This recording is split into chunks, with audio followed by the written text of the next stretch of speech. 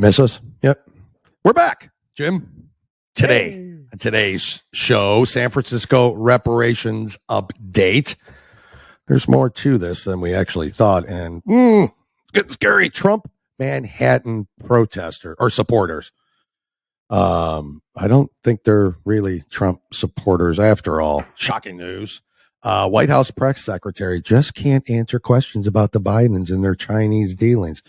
Just has no idea about it. And more election fraud news. That plus Jim's barking dog on what, Jimmy? 2 guys, 1 coup. See you in a minute.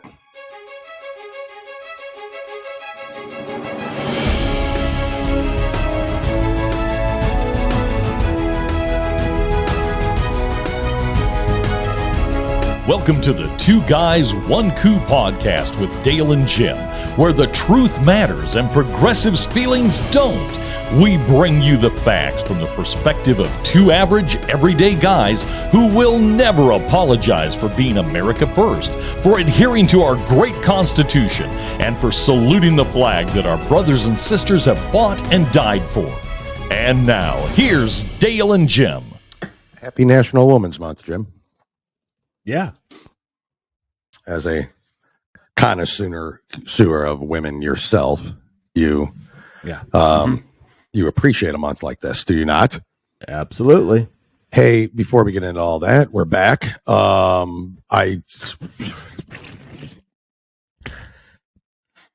Dale's had a rough March. Rough month. And the roughness continues. It has not stopped.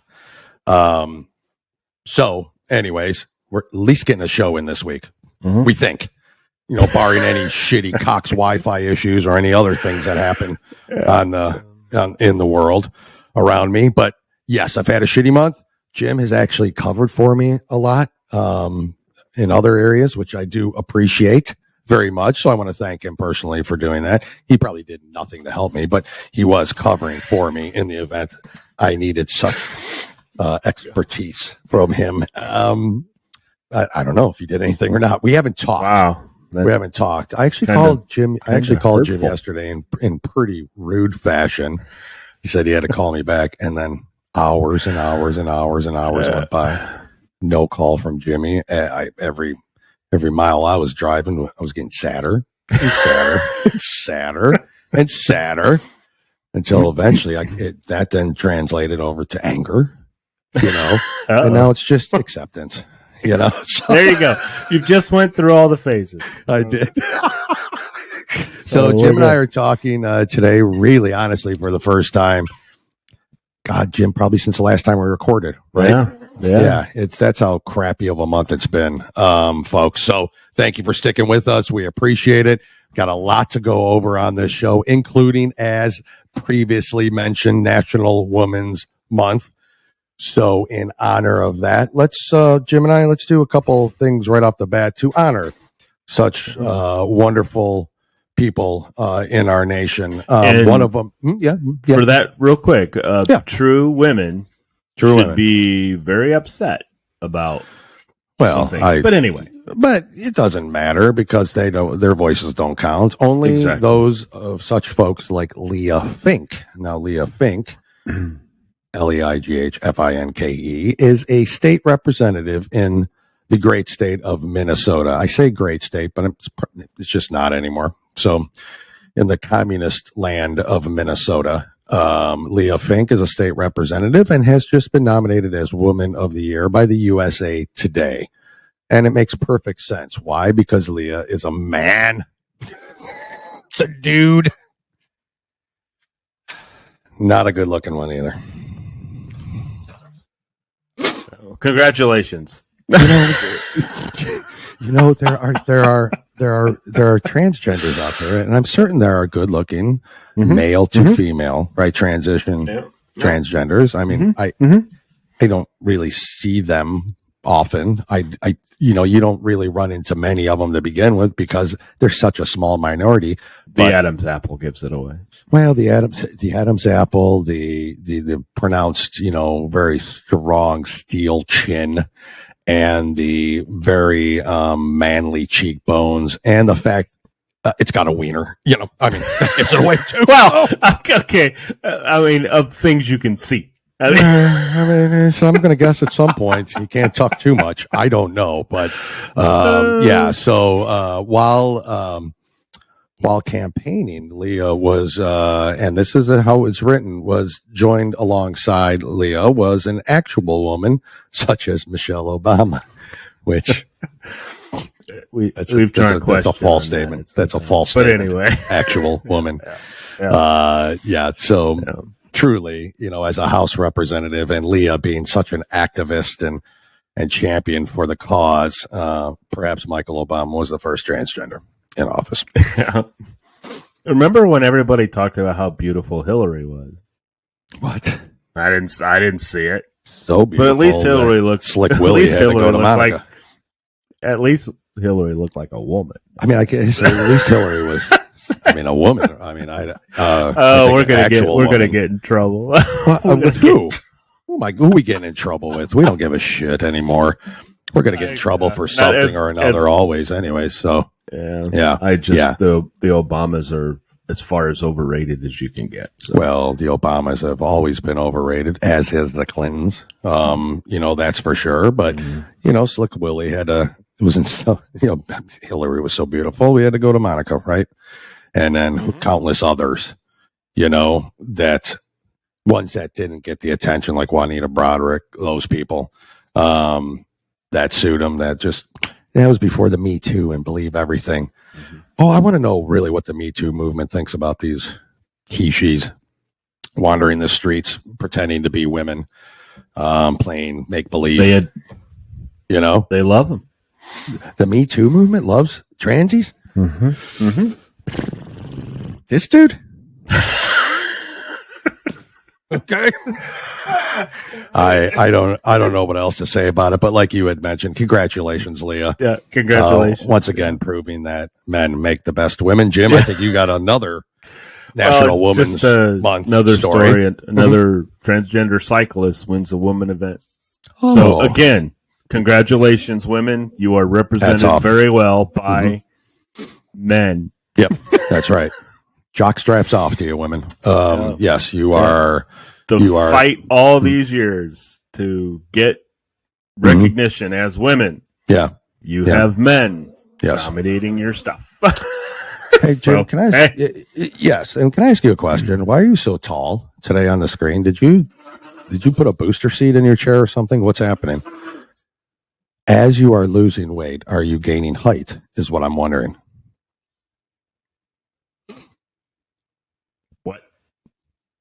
You kind of cut out there. What'd you say? This is phenomenal. This is great. This is so professional. It's okay. Can you hear me now? Can you hear me? I can hear you fine. Yeah. So I said the height. You're like taller in my screen.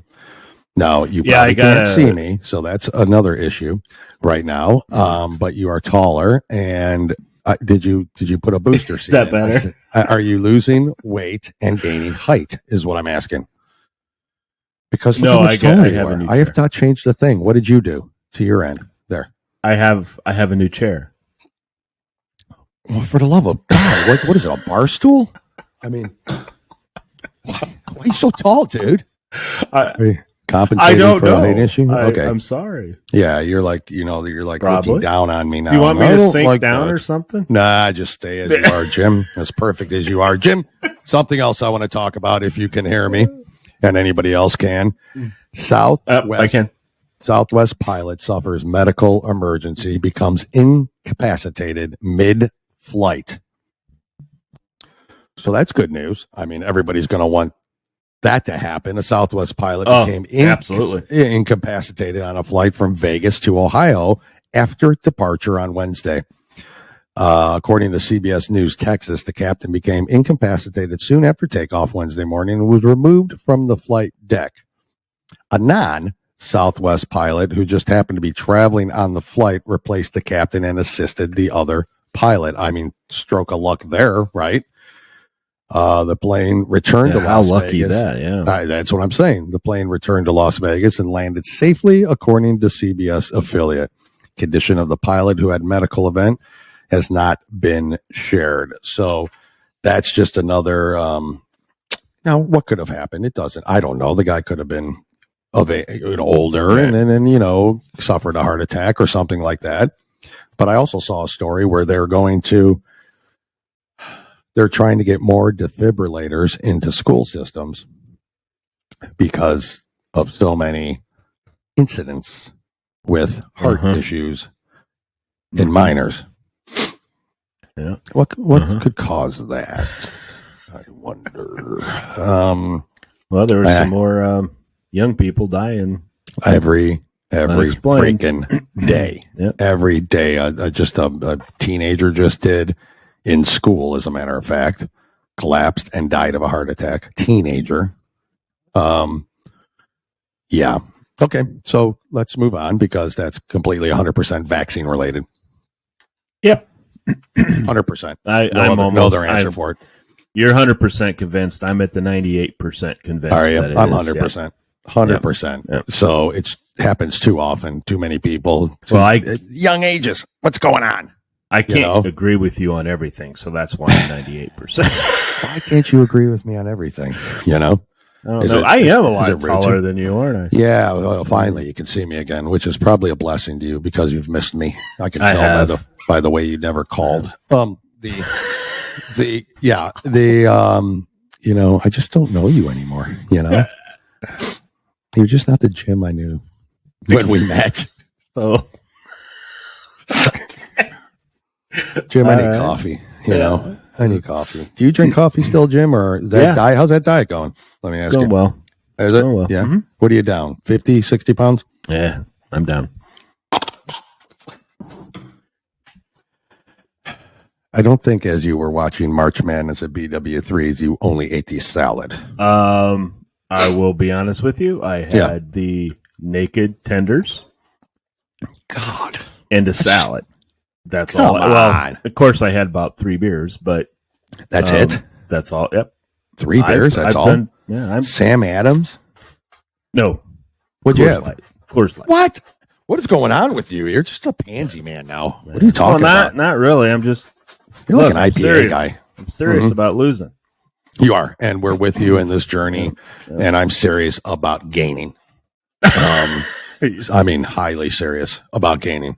I am eating so many terrible things, and my journeys have taken me across the United States into, and like I told you before, 4 different seasons, all within the last 2.5 weeks. Mm-hmm. And I'm suffering for it. My sinuses, my throat hurts, none of that has to do with smoking. I know that, but I'm just saying that it's all has to do with I don't want to hear it, So, anyways, Jim, last thing, and then we can get into the show before we have more technical difficulties. And you and I got to bore everyone with our technical talk. Walmart to charge customers 42 cents per shopping bag, and per bag, starting March 28th.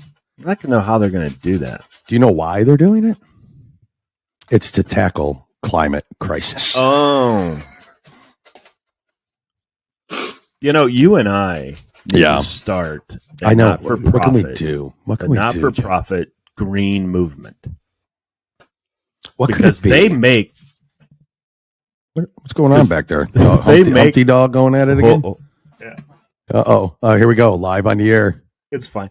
Got some Discovery Channel stuff happening back there.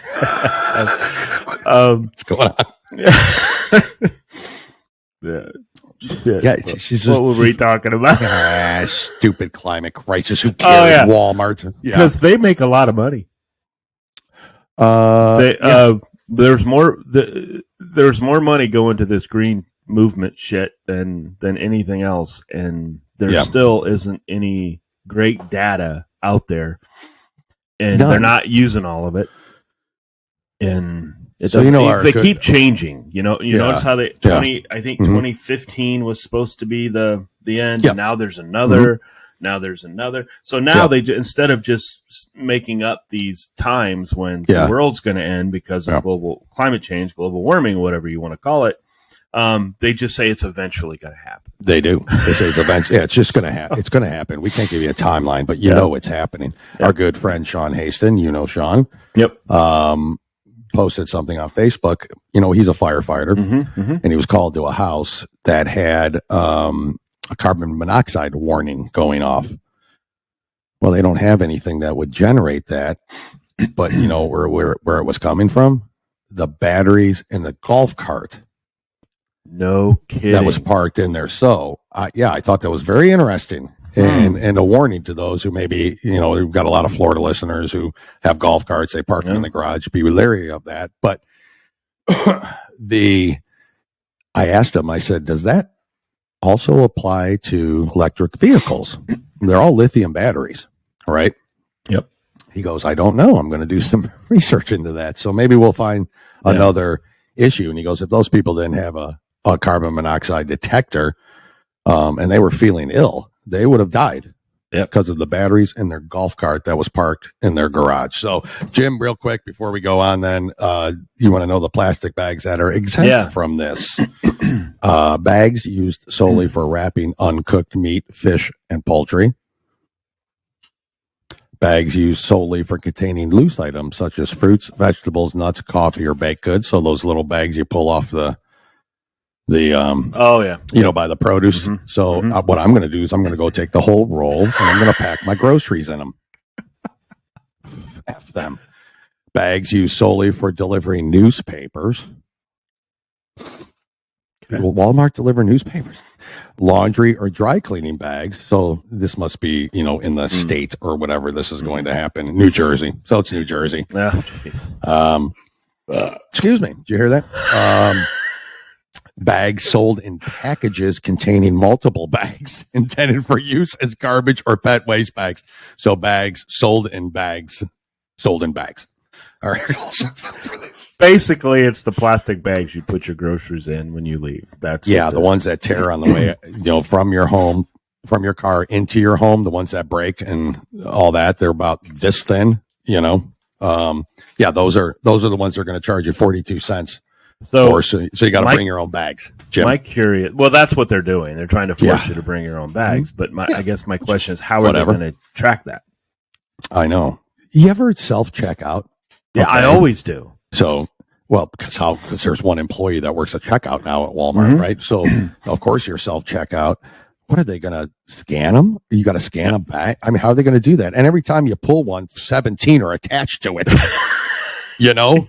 And I'm paying for all those. I don't grocery shop at Walmart very often. No, not because they've got garbage. Their produce is terrible. Sucks. Yeah, it's terrible. It's just terrible. And you don't want to do that. You definitely don't want to do that. So but anyways, in New Jersey, have at it, Jim.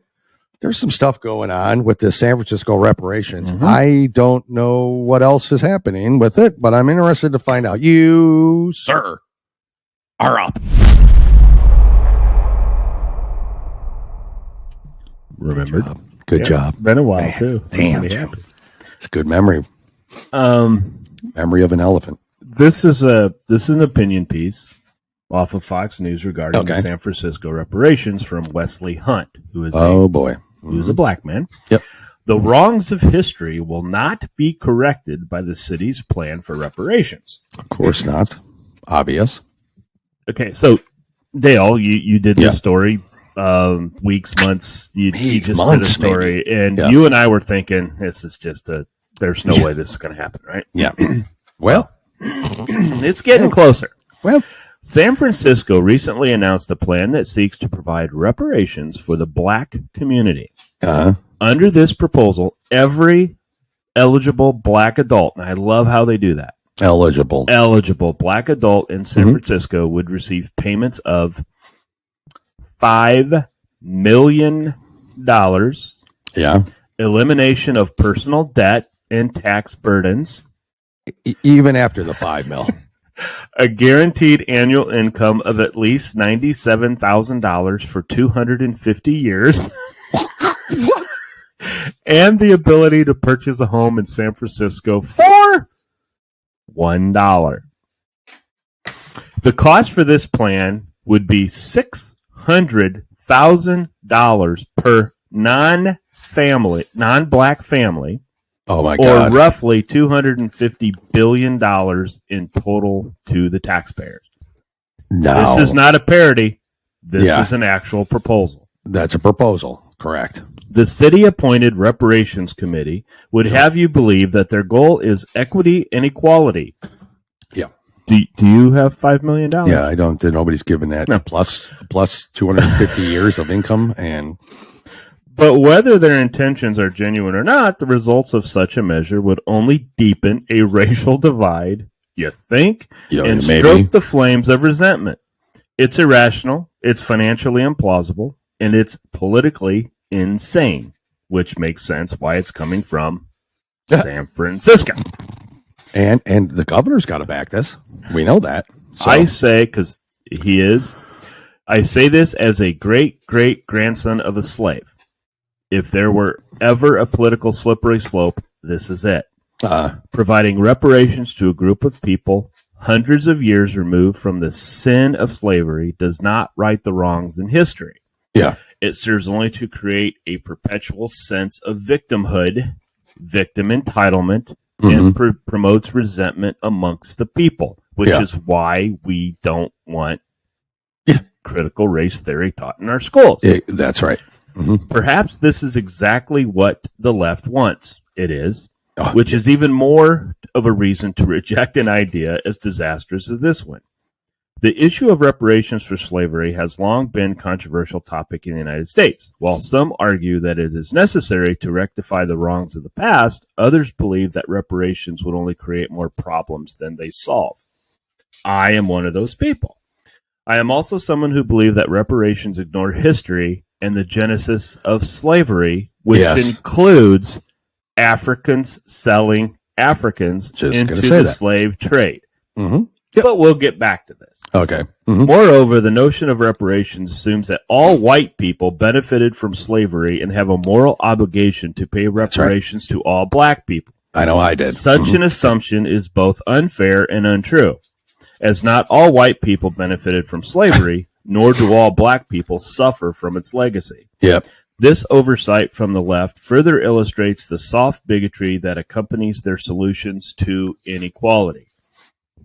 Not every person born black in America needs or wants a liberal to put an arm around them and take care of them. I am one. I, for one, am more than capable of taking care of myself, as are most of the black people I know. Something you and I have touted from day one.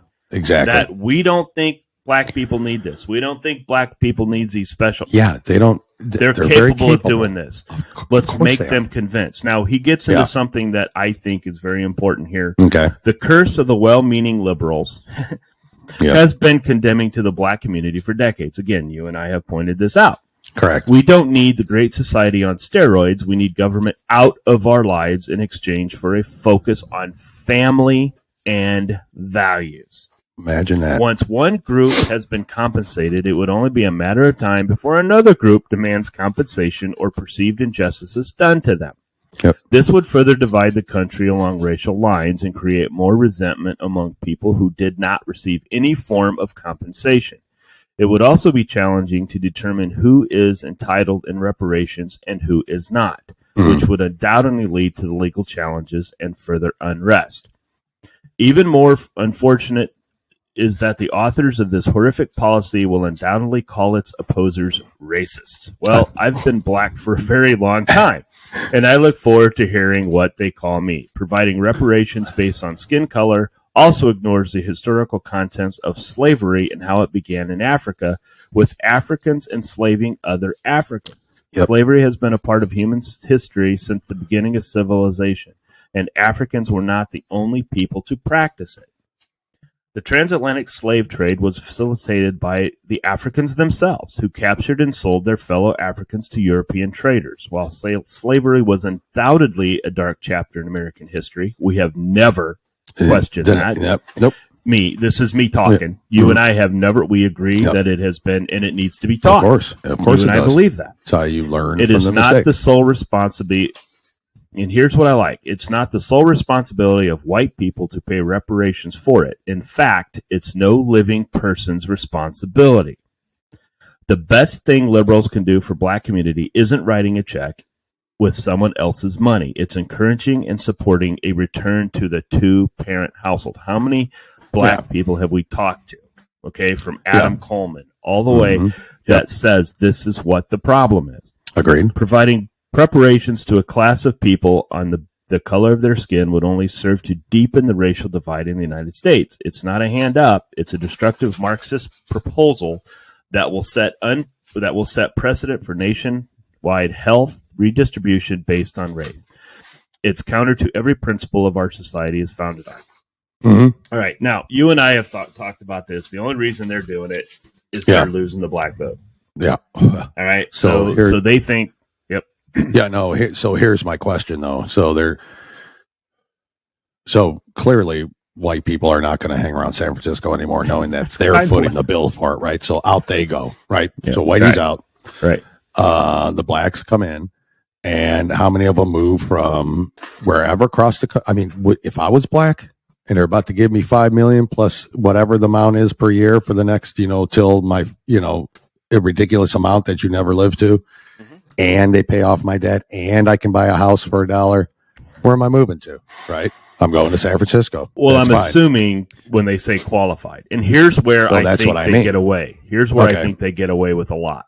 Okay, yeah. They didn't reference what you qualify for. How long do you have to be a resident of? Do you have to go back and prove that your family was slave? Yeah. I mean, how far and how many people can really do that? And so I think it's a joke. I do too. I think they're serious in wanting to go through for sure. They're trying to make it go how through. Many? There's and no if you are a white person, or how they say a non-black resident, that stays in San Francisco after this, you deserve everything that happens to you. That's right. You got that right. That's what you deserve it. If that's and it does happen. Why aren't black people offended by this? Well, this is what makes me mad. Yeah. Is that they don't get offended by this. Yeah. I know black people that are offended by this stuff. That are offended because I can take care of myself. I know people like that. Now I know others who don't. Others who feel like their lives have been the way it is because of white people and because of the our white dominance that we have. That's right. But I also know poor white people. It's their fault they're where they're at. Yeah, correct. They don't blame others. Now I know some poor white people who do. It's the rich person's fault. It's not my fault that I can't keep a job. It's not my fault that I haven't gone to look for a job in 3 years. Yep. Those are called liberals. Yes. And it's absolutely insane. And but this is just another one of these. And this is not a joke, folks. This is happening. And it's not just San Francisco. San Francisco is the closest one to do it. Yeah. Yeah. There's other cities that have talked about doing it. And Correct. I'm telling you, it's. Can you imagine? Oh, I can't. Now, I think the qualifications are so much that I don't think anybody's going to qualify for it. I don't either. Before black people start moving to San Francisco, I think you have to live there for a certain period of time. There's got to be some sort of. Go on. I'll be honest with you. If they make over, I'm going to say $100,000, you don't qualify. Yeah.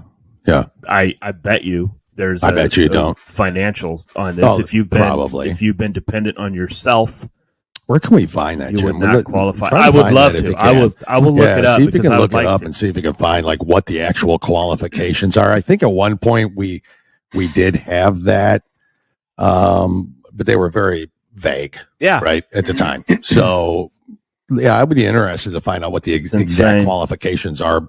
Before you're picking up your U-Haul and. Spokane, Washington, and driving south to San Francisco. I mean, it's just, it's insane. I can't. You and I keep saying, well, what more can shock us? And it does. It's every day. Every day something shocks us. Liberals, I'm sorry, idiots. I'm sorry. You guys are nuts. I mean, where do you think the money's coming from? Where do you possibly think the money is coming. Yeah. Mm-hmm. They're going to run themselves dry in California. They've already got some. Anyways, doesn't matter. It's California. Jim, all right. Crazy story. Follow up. See if you can find like what the actual qualifications are, because that is insane. Interesting to me, because I'm sure they are extremely stringent, and they'll find some way where it doesn't happen, but they'll look good because they passed it, the reparations law, all right, Jim, moving on. Here we go.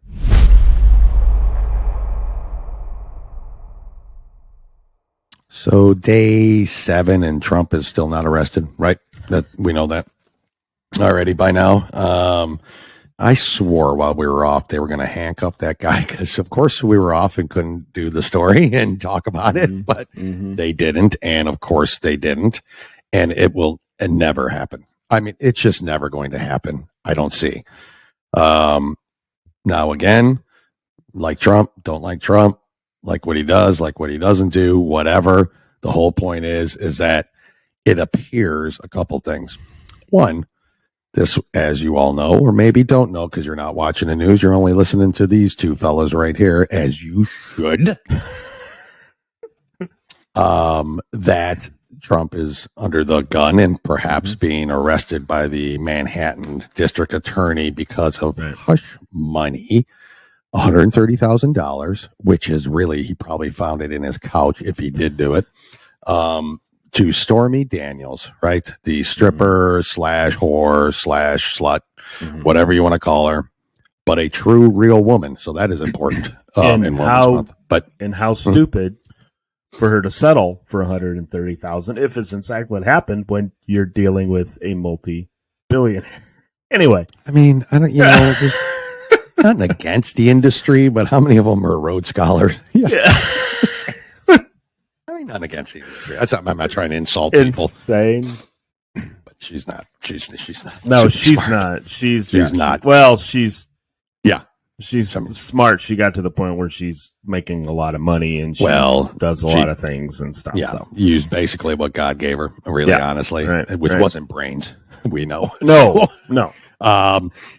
Anyways, it looks like that's going to fall apart. I'll start with this first because bombshell breaking report letter from Michael Cohen, who is the key witness here, the one that's actually probably the most honest.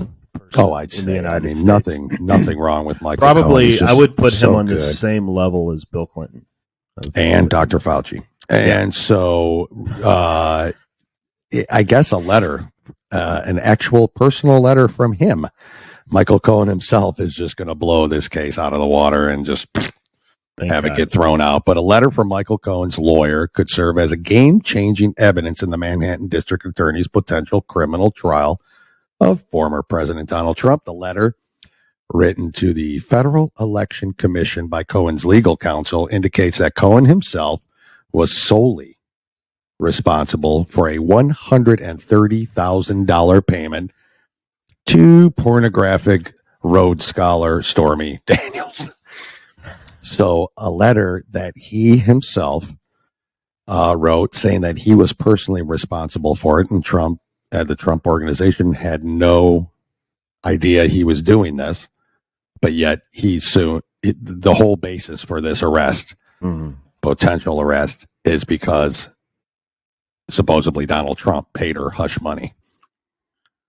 Unlike things that Bill Clinton's done, unlike things that probably 50% of Congress has done, since they have a hush money fund that we know about. So it's all bullshit. But he said Mr. Cohen used his own personal funds to facilitate a payment of $130,000 to Miss Stephanie Clifford. That is her real name, by the way. Cohen lawyer Stephen M. Ryan said in a letter.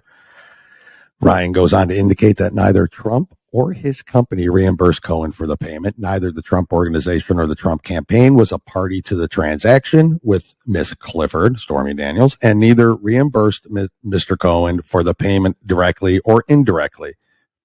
So that pretty much there will tell you that this is going nowhere.